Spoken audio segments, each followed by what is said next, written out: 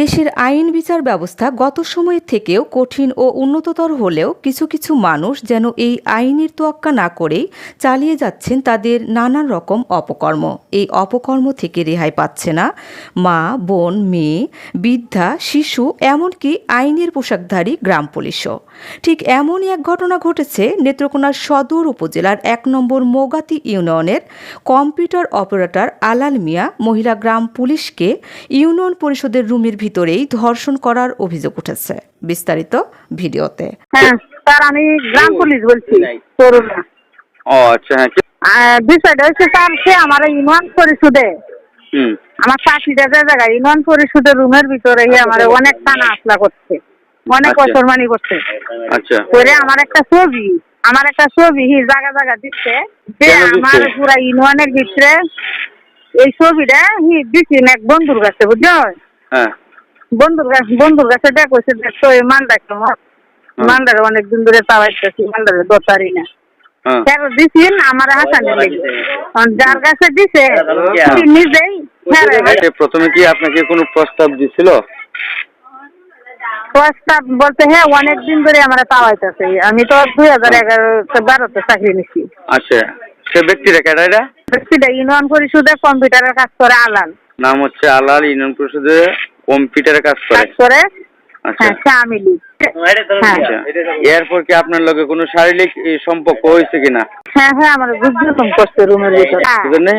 হ্যাঁ, ও জুলুম করছে আমার, মানে এই যে ছবিটা যে তার সাথে আমার এই ছবিটা দেখে আমার সাথে ঘরের ভিতরে না আমার জুলুম করছে, আমার হয়রানি করছে, এমনি কাপড় চোপড় ছিঁড়েছে, অনেক মানে নির্যাতন করছে আমার স্যার।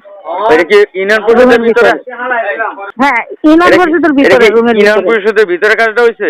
হ্যাঁ, কাজটা হয়েছে রুমের ভিতরে। শারীরিক সম্পর্ক হয়েছে তার সাথে আপনার? জি। কয়দিন হয়েছে? এটা তো অনেক দিন হয়েছে স্যার। এই পর্যন্ত তো ইউনিয়নের ওয়ার্ড সভাপতি তার সাথে শারীরিক সম্পর্ক কয়দিন হয়েছে আপনার? এই যে প্রায় মাসের খানি হয়ে যেতেছে। এই এলাকাতে আমার ইউনিয়নের মানে সেখানে আটকায় রাখছে। মানে বলছি কয়বার তার সাথে আপনার শারীরিক সম্পর্ক হয়েছে? একদিন। আচ্ছা, এটা কতদিন আগে হয়েছে? প্রায় 22-23 দিন হয়েছে। আচ্ছা, এখন সে কি বলে? আপনাকে বিয়ে শাদী করবে এরকম কোনো কিছু বলে?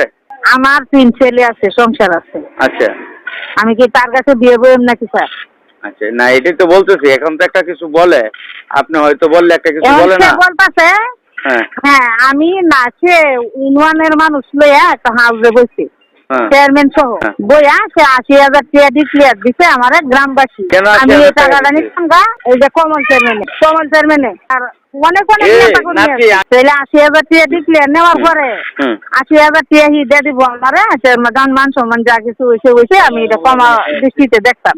হ্যাঁ, যে সালিশটা হয়েছিল ওই সালিশে কে উপস্থিত ছিল? সালিশটা ছিল বাজারের সভাপতি ছিল, সেক্রেটারি ছিল, ওয়ার্ড সভাপতি ছিল। কিসের সভাপতি সেক্রেটারি এটা তো বলবেন, নাম বলবেন। সেলিম ছিল, খায়রুল ছিল, জাহাঙ্গীর ছিল, কমল চেয়ারম্যান ছিল, ইসাক ছিল, রহিম ছিল, আরো বিভিন্ন। আচ্ছা, তারার মাধ্যমে মীমাংসা করছে 80,000 টাকা। আচ্ছা, পরের দিন সকালবেলা সবাই আমার কাছে ক্ষমা চাইছে ফোনে।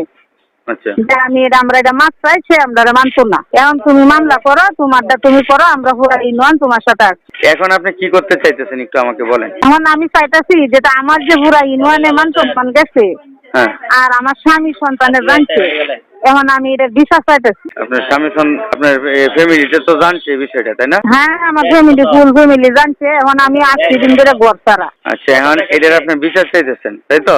জি, আমি তো সব থানায় আছে, আমার ইউনিয়নের পুরা লোক আমার পাশে আছে, থাকবে, আমাকে নিয়ে থানায় আসছে।